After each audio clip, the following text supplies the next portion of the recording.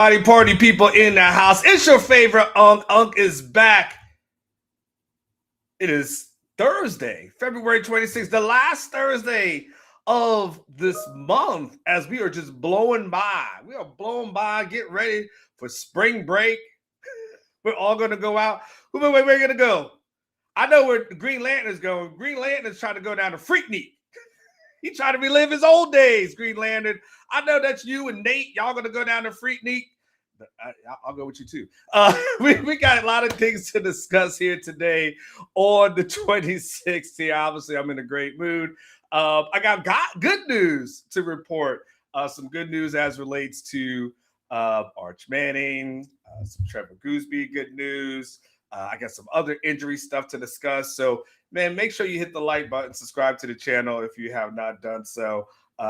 Just for the old school Freaknik reference, I definitely believe I deserve that. Y'all, anybody ever went down to Daytona Beach back in the day? Or was that just like me being from Florida and that's just a Florida thing? Anyway, let me tweet this thing out. I'm sorry for being a little bit late. The school drop-off line at the damn middle school is always ridiculous. I don't understand why kids just don't get out these cars, but and these parents who are like watching their kids just get in there. But hold on, let me tweet this out real quick. And then, what the hell? I'm tweeting out the wrong damn thing. What is this? Hold on. This ain't even my thing. I'm tweeting out an ad. Hold on. All right, here we go. Hold on. Just be patient. It'll be worth the wait. I apologize. Here we go. All right. So, Texas football coach Steve Sarkisian recently he had his press conference on Monday, and he was talking about some of the injured guys, and that whole thing came up in conversation. It kind of alluded a little bit to some positive news as relates to those injuries, and I was like, okay, that's what's up. All right, that sounds good. And then I was able to do a little bit more digging on some things this week. I talked to a lot of different people and found out something that I put out a little bit yesterday. I don't even know if I put it out on social media.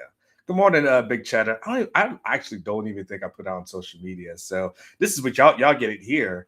I don't know. I'm not a huge. I just tweet when I want to. I don't know. I don't know. I'm not really huge into it, but Arch Manning, as guys know, did have all-season surgery on his foot. Supposed to be a minor surgery, right? And so you guys may have seen pictures of Arch rolling around in his boot, which I've had one of those when I broke my pinky toe a little bit now. Hey, Greenland, all right, we got to find some young bucks to go. Maybe we get Rodolfo and Money B to go down there and relive it for us. And look at you, smart of you. But anyway, Arch, what I was found out is that the boot just this week has finally come off of Arch Manning, which means his progress is going well. I think even up until this weekend, if I'm correct. I'm pretty sure I'm pretty close to correct. Maybe this weekend or late last week, he was still walking around in that boot, but now it's off, and now that process begins, for him. Now, what does that mean? Because the boot was going to come off at some point, sure. What it means, a couple of things. First and foremost, when they said it was minor, this definitely was minor because he had that surgery, I want to say back in mid-January, if I'm correct. Like I want to say it was mid-January. So we're at the end of February. So we're only talking about maybe 4 weeks or so, somewhere in that time frame, from him having like the little corrective surgery to then him being able to get that boot off. So we know now, okay, when they said it wasn't major, we know for sure that it was not a major thing. And I love how y'all just talk to each other in the chat. It's really cool. It's like, I love it. And then, and I don't mean that sarcastically at all. And then, so that means that's a good thing, for him, as far as it wasn't a big thing, not something that we necessarily have to worry about carrying into the season, nothing like super major as far as that goes. But I think the important thing for you guys to know, for us to know in that conversation, is that the things that I've talked to people behind the scenes about is that don't be surprised if Sark is not rushing Arch back into just the full swing in the spring. I would expect him to be kind of limited to start. Now, look, anything can happen, right? And so, look, if he's when we get to March 9th and he's out there full fledged, like so be it. It is what it is. But we're talking about a week and a half, 2 weeks from now. I'd be a little surprised if he's not somewhat limited. The thing about Sark, and I joke about this a little bit, but Sark, when he's in spring, Sark is absolutely as cautious can be as relates to a person's health. Sark don't really mess around with the whole spring ball thing. Sark is he is really, he did that, I think, with like CJ Baxter last year, and was the other running back that went into the portal. I'm forgetting his name at this point, but he was coming off the Achilles. Can't believe I forgot his name at this point, but he was really cautious with those guys. It'll come to me. Someone will put it in the chat. It's just too many names, too many things. I don't even know. I mess up my names with my kids sometimes. you know how that goes. So anyway, Sark's really cautious in the spring, though. He's very, very cautious when it comes to guys in the spring. Good morning, Stephanie. They're tearing up our damn neighborhood, Stephanie, with the surveyor thing. Just tearing up my damn grass and stuff. How the hell can they do that? So yeah, thank you for that, Money B. I forgot his name. So he's very cautious. It's not he's now when he gets towards the season. Now Sark's more about, hey, are you hurt or you injured, right? It's a little bit more of, can you play? Can you endure it, right? That kind of thing. But here, Sark's really good. He's really good about we don't got to risk it right now. We'll take our time. We'll get you healthy. We'll get you back to 100%, right? So I think he's done. Sark did say something. There was a quote that he had. Where was it? He did say, where was it? I had it in here, but nonetheless, he was really, really. Here's what he said. He said, I think the key. This is what he said on Monday. He goes, I think the key with Arch is, as we get into spring football practice, that he's getting to start to throw and throwing routes on air and throwing 7-on-7 and doing those things. And I think we have plenty of time for that to happen, right? And so that's where I think Sark is going to be, all right, work you in, do little things here and there, but we're not going to push it. Like, ain't no championships going to be won in spring ball. I think the good thing, quite honest with you, when we look at that, I think the good thing is, oh, damn, you got that problem too? You mixing up the kids' names. You got 40 all-star. Oh my gosh, now that is a lot. I only got 2, and they are Maximus and Titan. But sometimes I'm just like, it just is what it is. One of y'all know who I meant. The good part, I think, is that this really opens up a window of opportunity for the KJ Lacey's of the world, the Dia Bell. I know NJ Morris is there. I think I've told y'all. I know that Texas went out and they got Morris as a potential backup to Manning, and it's really good and important to get him some reps and have him ready to go. But I think I will stay in this and I'll maintain this. And no disrespect to Mr. Morris, as I always then say something that's somewhat disrespectful, but I just feel like it's your future's KJ Lacey. And I know Morris is here, and I know he's kind of an insurance policy. But I think for me, it's Morris is that guy. Okay, if God forbid, Arch's helmet comes off, you have a guy who can hand off the ball, right? But for me, the future is KJ Lacey or Dia Bell. And 2027, when we get there, those guys got to be ready to go.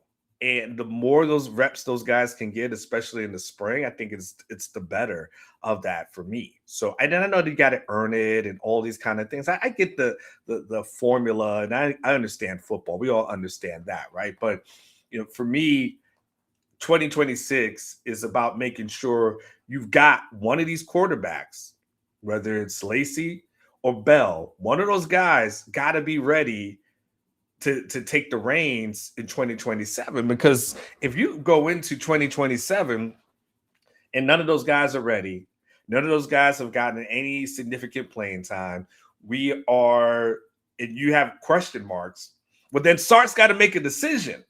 Because then he's got to make a decision as 2027 looks like somewhat of a rebuild. Hey, am I going to go in the portal and get myself a bona fide starter? Like, you got Quinn Ewers out the portal. People forget that, but he did get Quinn out the portal. So that's not him going to get a quarterback out the portal and trying to get a starter is not a huge thing. But we're talking about that kind of Sam Levitt kind of thing, right? Where are you going to find your next Sam Levitt in 2027 and say, okay, now you're the guy? I don't want to say Carson Beck, but and we look at the semifinals from last year, right? Every team that went to the semifinals had a transfer portal quarterback. Will that be the route, or are you saying we're going to go through the growing pains that a young quarterback is going to go through, and even if they're not young, and a quarterback who doesn't have a lot of experience? Because we saw that last season with Arch. We saw what it looked like. It didn't matter that your name was a Manning. It didn't matter that you had been on campus for the last couple of years. It didn't matter that you had a package that you would run on short yardage, right? It didn't matter that you came in and played, at least a game or something like that. I think it was you played a game previous to that. At the end of the day, you can't ignore the growing pains that a quarterback is going to go through. It just kind of is what it is. And it's interesting because now we're in this era of the transfer portal where growing pains is a choice. It's a choice. Like you choose to tell yourself, well, we got to go through with the young guys. You don't. You literally do not have to. You literally can sign a 5-star and say, hey, you'll get there, but until you're there, we're going to go with some other people. Like we saw it last year. As much talent as Texas had on that roster, they were like, we'll wait on that. And so for the quarterback thing, youth and experience, that's going to be a choice. But I'm going to stand on it. I'm going to maintain it. And I'll die on the hill that you got to make sure one of these guys are ready. You just do. And if not, then you got to go in the portal. And then and battle it out from there. And if one of those guys bounce, well, then okay, it's okay, because you have, like, again, your Sam Levitt of 2027.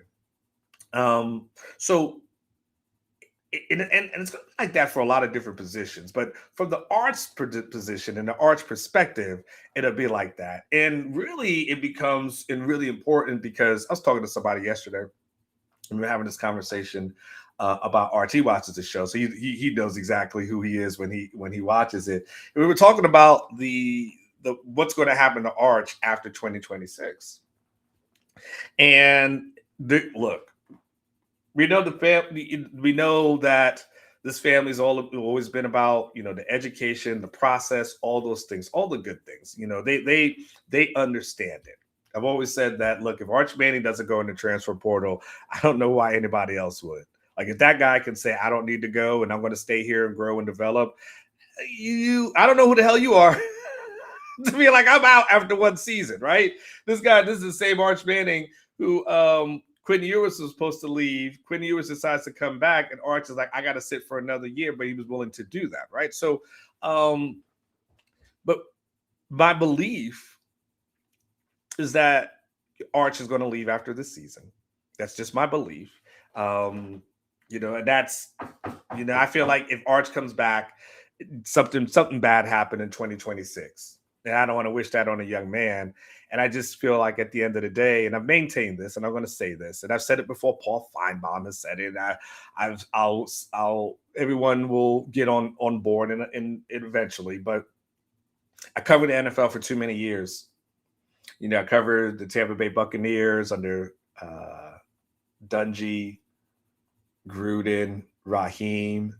Um, Covered Detroit Lions for a few years. Became a Pro Football Hall of Fame voter. I worked at Yahoo covering the NFL.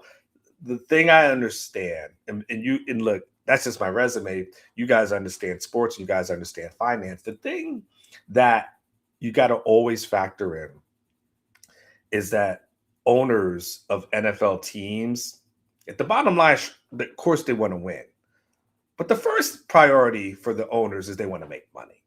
That's the first priority of every single owner is they want to make money.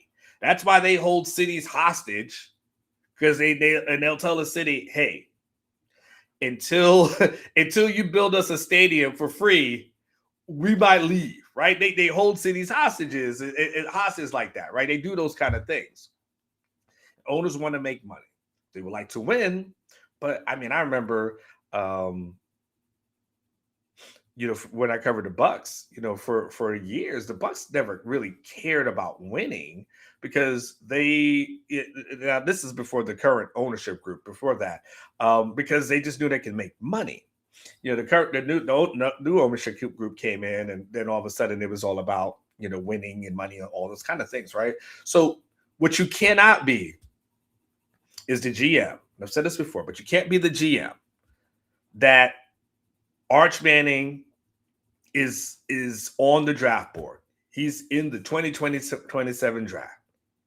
And you can't be the GM that tells the owner, okay, look, I know that you can make more advertising dollars by drafting Arch Manning. I know that you can make more in ticket sales, and then you can increase ticket sales, season tickets and regular season for that, right? I know that we can get more partnerships that are in here. I know the merchandise sales that probably go through the roof, right? I know parking, we could charge more in parking. I know that we're going to get more TV exposure. We're going to be on First Take every single day. Like we're going to, NFL Network's going to come here and set up camp. Like I know we can get all these kind of things. But hear me out. There's this right tackle from Ole Miss. I think we should draft him. You're going to get fired because every owner wants to make money. And I don't care how much of a finished product Arch is or is not. Johnny Manziel was a first round pick. You know what I'm saying? Come on. Like this is just simple math. He ends up probably being the number one overall pick. And so, so there's a thought process of, well, maybe he can come back for another year. And it's like, I mean, you could run it back, but I don't know if everybody realizes, but Arch graduates in December. So the odds of it running it back, it's going to be kind of slim in my point of view, which means 2026 is about winning now, 100%, right? You've got to go all chips in on winning now, but you got to have an eye on the future, which is 2027. And because you don't want to get caught with your pants down going into 2027 talking about, well, I wonder what we're going to do now. Like, no. You better start thinking about it. Now, look, there's smart people. We've got whatchamacallit. We've got Brandon Harris, really smart guy.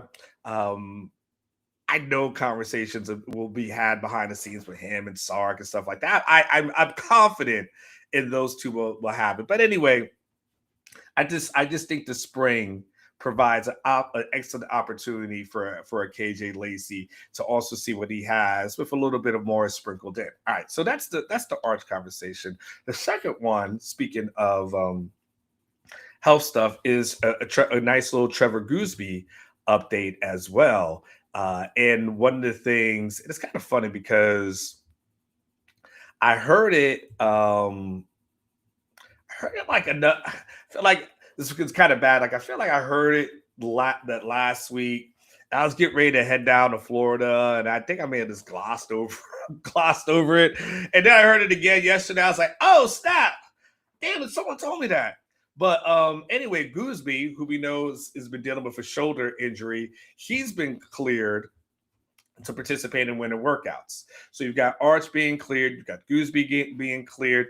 Now, the Goosby thing, I the same way I pump the brakes with Arch is the same way I'm going to pump the brakes with Goosby.